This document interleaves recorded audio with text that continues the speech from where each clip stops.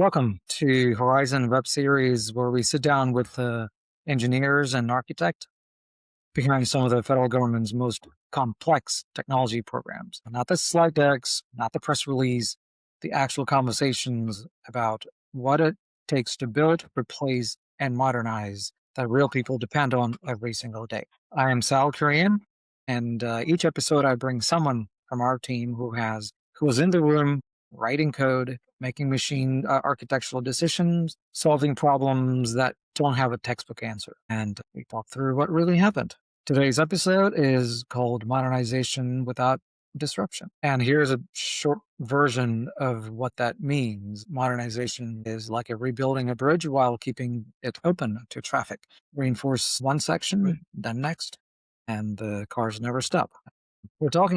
Today we're talking about the Department of Labor's Wage and Hour Division, the agency that enforces minimum wage, overtime, and child labor laws across the country. Horizon replaced 4 of their legacy enforcement systems with a single unified platform, migrating millions of records without a single disruption to investigators in the field. All right. Let's bring our guest before we get into anything serious. I have a rule for the show. Every guest has to answer the icebreaker, no skipping it.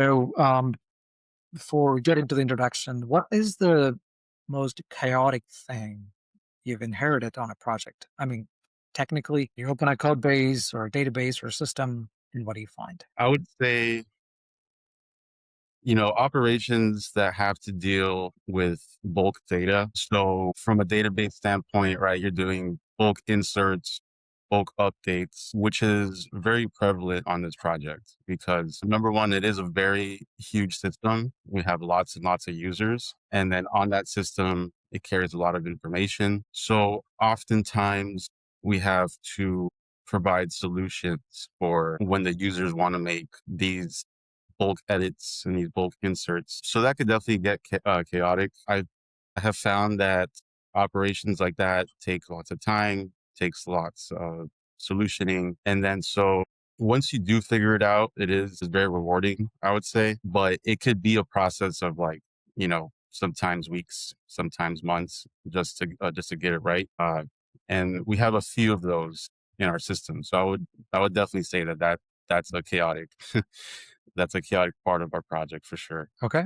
Thank you. I think that problem you described or the scenario you described is very much universal and flavor of many legacy systems out there. All right. Tell us who you are, what do you do for Horizon, and how you ended up on this particular program. Yeah, so my name is David Ortega. I'm one of the architects here at the Department of Labor project that you had mentioned. I've been on this project. It'll be my 6th year in April, actually, working on this project. And so I initially started as a contractor with Reviture and then eventually got put full time with Horizon. Started off as a junior dev and then eventually, worked my way up to architect. And then now, I do a mix of database solutions, Appian solutions, architectural solutions, speaking with the client. So kind of a whole range of things throughout the 6 years that I've been on this project. Well, David, congratulations on almost the 6 years with the Horizon, and you have amazing experience to handle tasks like this. So let's set the scene for our most people watching this. Can you give a little bit of background on wage and hour divisions, this particular program, and why does the technology matter, or why does this modernization matter to wage and hour division? Yeah, it matters because, when you're dealing with legacy systems, especially with government operations, these systems could be very outdated. They could be decades old. So the modernization aspect of it really is meant to streamline their processes. And so basically the Department of Labor, so as you kind of touched on, they deal with certain employer laws, or rather employee laws that's meant to protect the employee. Cases get opened up. And then oftentimes whenever, one of these laws are broken, there's a whole procedure where the DOL needs to capture a lot of information about the case and then eventually help these employees get paid out. And so I think we have about 40 to 50 different acts that we deal with. So you could imagine, right? The amount of cases that might get brought up. So each individual case is obviously, very niche and specific to the details that is that is provided. So when we modernize it, the idea is that they have a single location that can provide different angles of how they can approach this case. So we have different views for different acts. Sometimes the acts, they would kind of intertwine in the sense where they could do, hold on, sorry, let me kind of think about that. Basically, what I want to say is that for for our modernization efforts, it's essentially like a almost like a one size fits all sort of solution, right? Mm, okay. So then, as I said, we have all these different acts, about 40 to 50. And then so each case, although it's very specific and unique to that case, we provide a single view of that data that is pretty common. So then essentially, no matter what kind of information that they're looking at is always going to look familiar to them. All right. They're going to know where to find each piece of data, how to perform each piece of action, because it's all essentially built in a way where these actions can be used for more than one operation. Okay. So far, we've had some pretty positive feedback with the modernization. We're still working at it now. We're still providing solutions, but so far it's been pretty good. Yeah. Thank you, David. So you touched on what the modernized solution looked like, but before Horizon came in, what did those legacy systems looked like? Can you paint a picture of what it was so we can compare it to what it is now? Yeah, so they had several legacy systems that each kind of served its own purpose. And if you want a visual, it kind of looks like, like a Windows 97 kind of like browser almost, right? Kind of like that grayish look, very mundane sort of feel to it with like search fields and, kind of like this dated looking UI. And so it was pretty inefficient in the sense where, um, the the way that the data was being captured was not really optimal, if that makes sense, right? So it's like sometimes finding the data was a little bit difficult. And then so having known that throughout the project, right, like kind of took it all on like what I was mentioning before, kind of like the one size fits all. So they had these several legacy systems that we basically combined into one, and then obviously gave it like a much more modern look to it, a much more modern feel to it. Um, as opposed to, the 20, 30-year-old system that they were using before. Yeah. Thanks, David.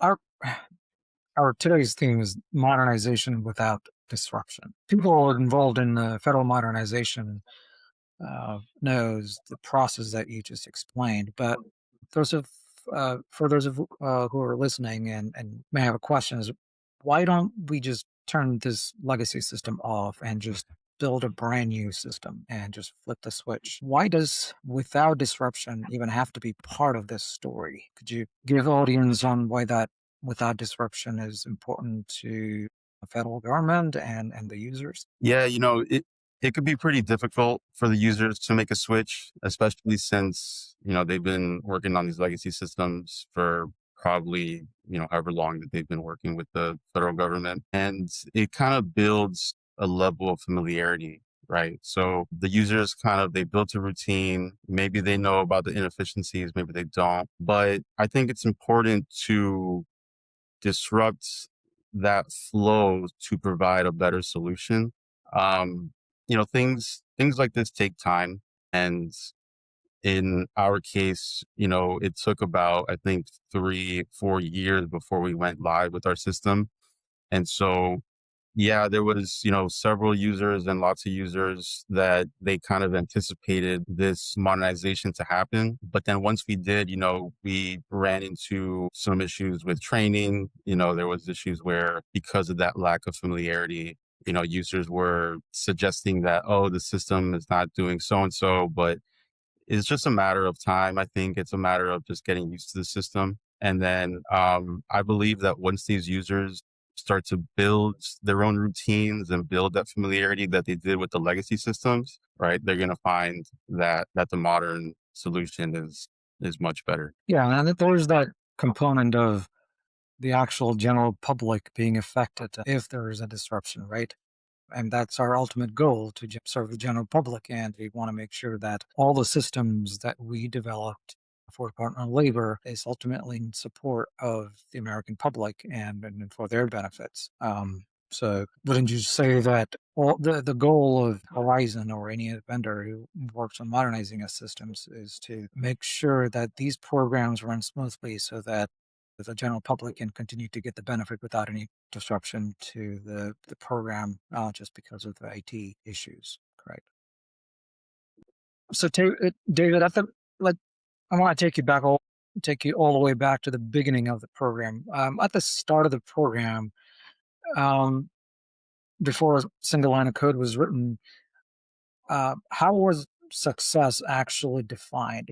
So, when we say modernize this particular legacy system, what did that done statement look like at the beginning of the program?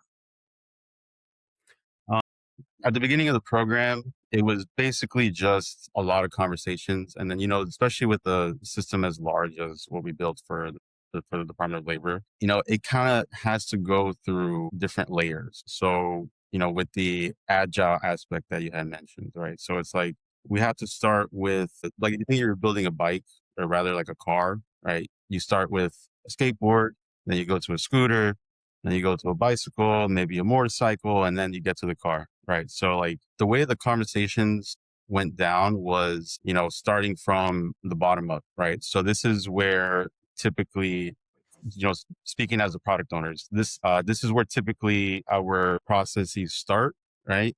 And then this is how it builds off of that. So that's where we started, all the way from the ground up. And then once we started to build a good enough foundation, that's when those more complex conversations started to happen. So, David, here's one thing that I have a difficulty truly understanding. So, we talked about the IT systems being at the service of general public. So here, the cases are actively being opened and closed while you are developing a system, migrating the data.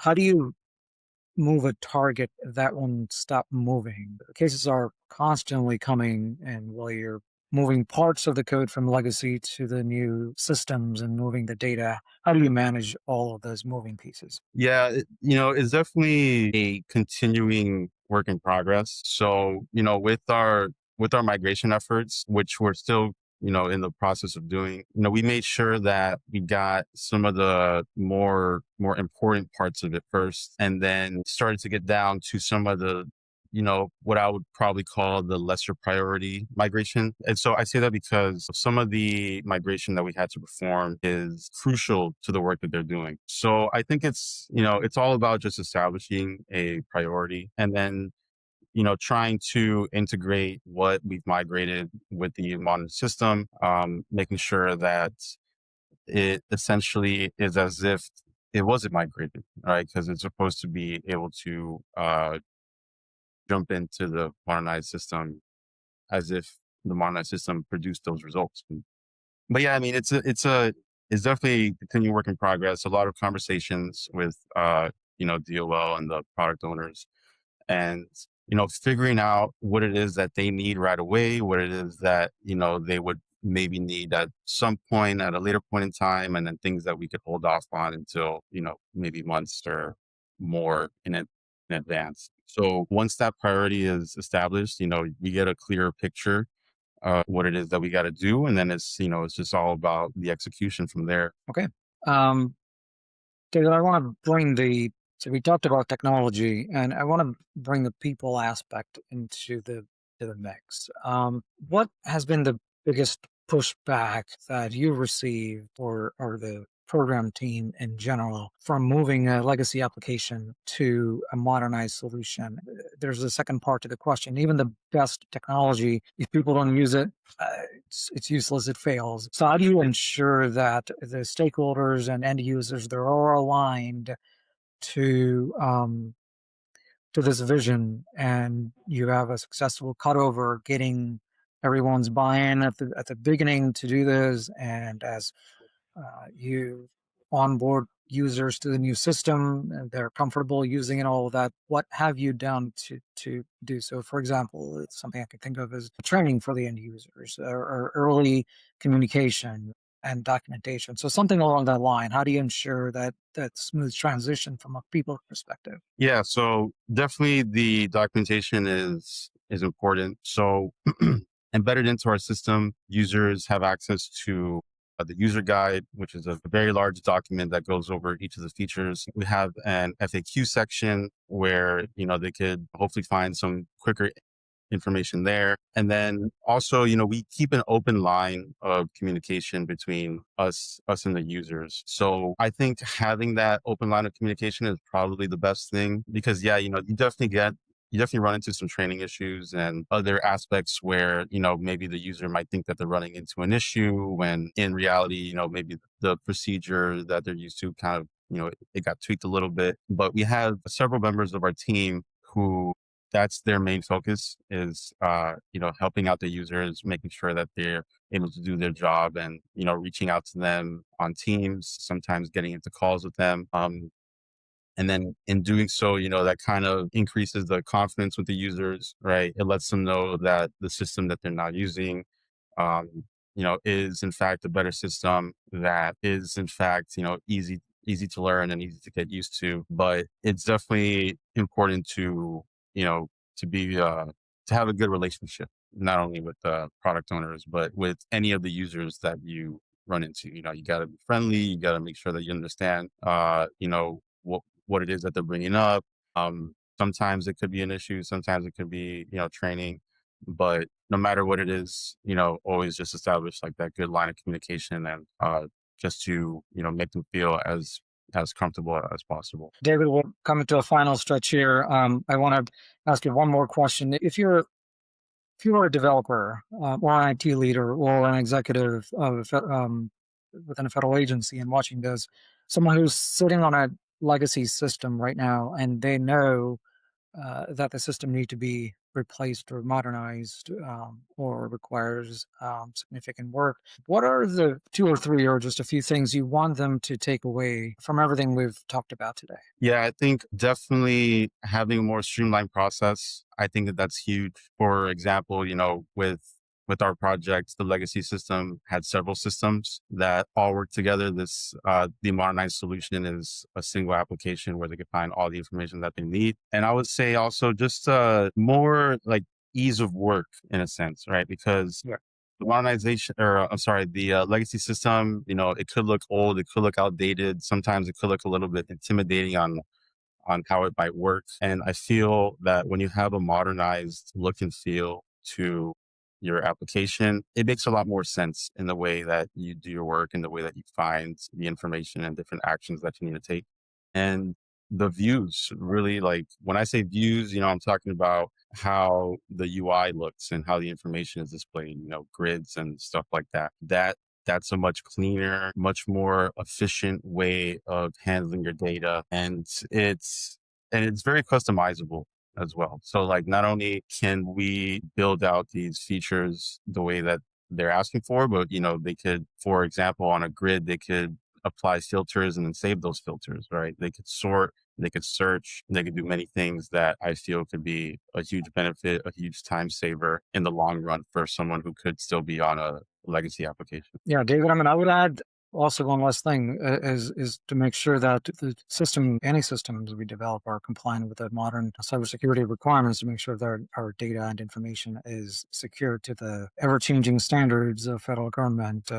Given all the threats that we're getting from externally parties, external Yeah. players. Yeah, definitely. Definitely. Well, David, this has been exactly the kind of conversation I started this series to have. I want to say thank you very much for taking your time to join and provide these great insights. Really appreciate it. See everyone in the next session of this series. Thank you. Thank you, Sal.